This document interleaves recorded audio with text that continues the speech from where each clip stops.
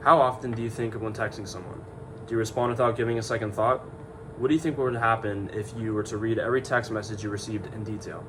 Hi, my name is Aidan Arney, and today I will be talking about mediated communication in texting. Today I will be discussing mediated communication and more specifically sending text messages and the role that deception plays on text. In this presentation I will discuss research conducted on texting behavior, the results I found from the research, and how I can apply this research to my interpersonal relationship with my friend Grant. Detecting deceptive communication through mediated technology is the article that I found, and it is about if it's possible to detect deception through mediated communication.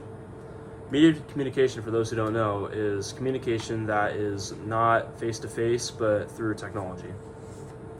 And this mediated communication relates to chapter 3, it can be found in chapter 3 of the textbook, as well as deception and the various types of deception that are listed in chapter 8 of the textbook as well.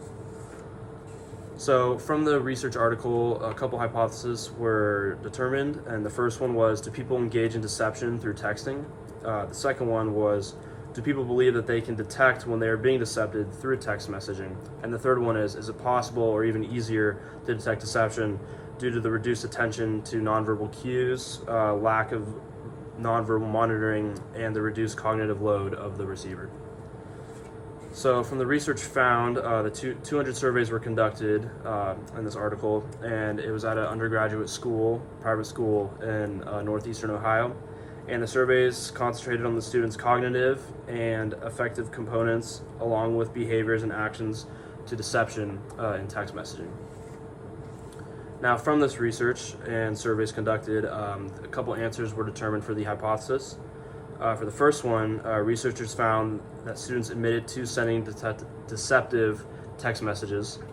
And the second hypothesis, researchers found many students admitted that they have been lied to through text messaging, and a lot of the students admit that they didn't realize they were being lied to until after they were told. And for the third hypothesis, traditional visual cues are not present in mediated communication, which makes it difficult, they found, to determine if mediated communication can be detected or not. They found that there were boundaries built through texting, and the receiver must be strategic when using deceptive text messaging to successfully deceive the person on the other end. I guess in conclusion, research found deception is hard to find on mediated communication, and there's no real guaranteed way to detect it. So for application with my friend Grant, I've been a friend with him for a while, and I've began to notice potential deception when he texts me. It's not always a bald-faced lie, but can sometimes be a white lie or potentially manipulative after doing this research as well.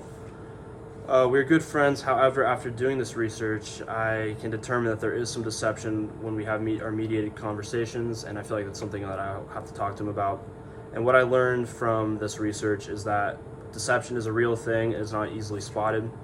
To also just be aware when I'm texting, the words I use as well as what words people are texting me, to see potentially anything really can come from deception.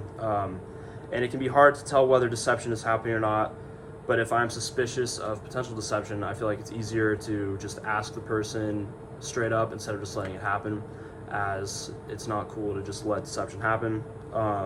So if there's suspicion, just ask and see, because it can't hurt to ask. And in conclusion, mediated communication and the conveniences of texting, as well as lack of direct facial cues, make spotting deception difficult. From the research presented, people admit to sending deceptive text messages. These teenagers from college and college students in general admit to sending deceptive text messages that most people don't know happen until it's too late, until they find out they've already been lied to. It's harder to spot deception in mediated communication, so it's important to be more aware when texting someone.